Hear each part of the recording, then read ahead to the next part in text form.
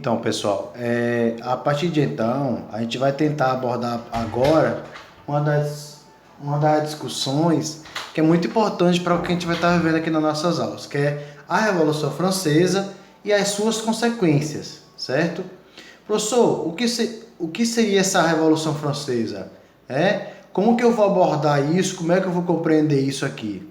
Então, para a gente que é nono ano, é muito importante a partir de agora eu começar a perceber que essa Revolução Francesa vai ser o quê, professor? Vai ser um movimento popular que vai derrubar o rei na França no século XVIII, em 1789. Tá? Aqui vocês podem observar já na primeira imagem a representação do que estava agachado carregando o do meio, é o terceiro estado, que é o povo.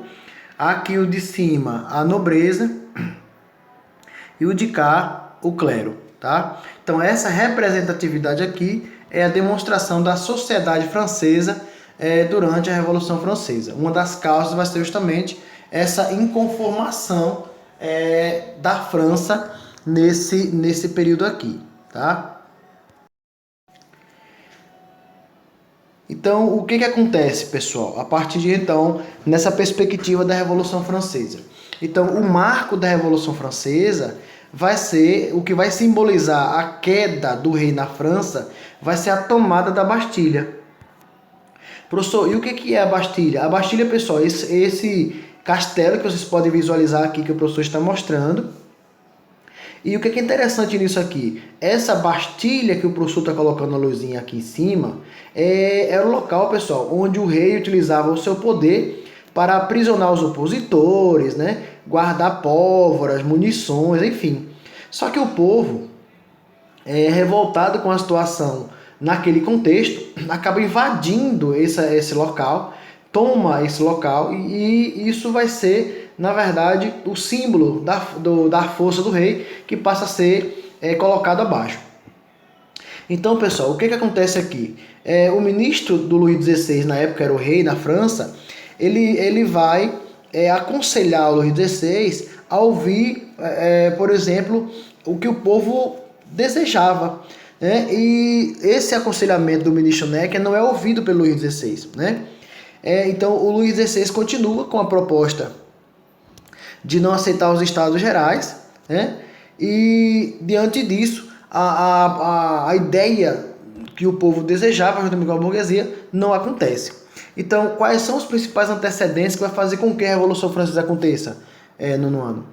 As ideias iluministas, que vai possibilitar o maior conhecimento a essa população, abuso de poder da nobreza, que abusava em relação aos impostos, pompa das cortes, gastava-se demais, déficit orçamentário, ou seja, muita dívida, crise na produção, ou seja, a França não produzia nada, acordos econômicos desastrosos e altos impostos, quem bancava era o terceiro estado.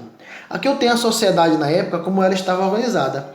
Então eu tenho aqui o rei, claro que já estava aqui em cima, naturalmente.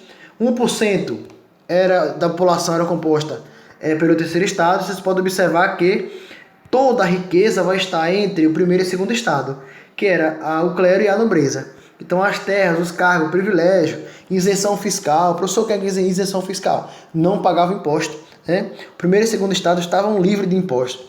Em compensação, eu tinha aqui 97% da população, que era composta pelo povo, no geral, que eram os sans-culottes. Quem eram os sans-culottes, professor? Os sans-culottes eram homens de condições mais humildes, e eles tinham a obrigação de pagar imposto, principalmente. Então, os camponeses, a burguesia, eles compunham esse terceiro estado aqui, que era a grande maioria. Professor, quais são as consequências da Revolução Francesa? Já que vai ser um movimento popular, É um movimento popular de inspiração iluminista, Esse movimento popular de inspiração iluminista vai derrubar o poder do rei na França e, consequentemente, vai incentivar, no ano, outros países, a exemplo do Brasil também, mais lá na frente, e países da América aqui do Sul, a buscar a sua independência. Então eu tenho o seguinte: as consequências da Revolução Francesa foram a destruição do absolutismo monárquico, ou seja, a derrubada do rei na França e, consequentemente, em outros países da Europa e da América, a declaração do direito do homem e do cidadão, ou seja, a partir de agora o homem passaria a ter direitos como um cidadão, né, uma vez que o rei não permitia. E que direitos específicos seriam esses? Todos os homens são iguais perante a lei. Só que antes, o homem só tinha algum direito se o rei o desse. Agora não, com a Revolução Francesa isso foi conseguido. Eu vou ter o período do terror, né, que vai ser a radicalização da Revolução. Vai ser liderada por Robespierre, um dos líderes pós-Revolução Francesa.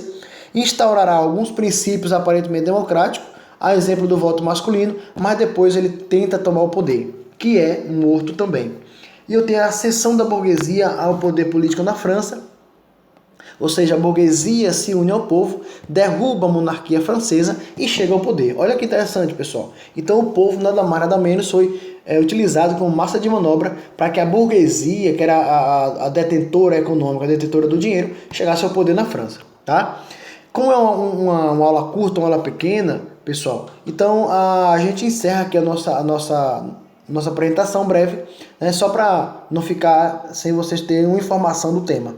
Então a gente vai para a nossa atividade, espero que vocês tenham compreendido aqui. Um abraço a todos e até semana que vem.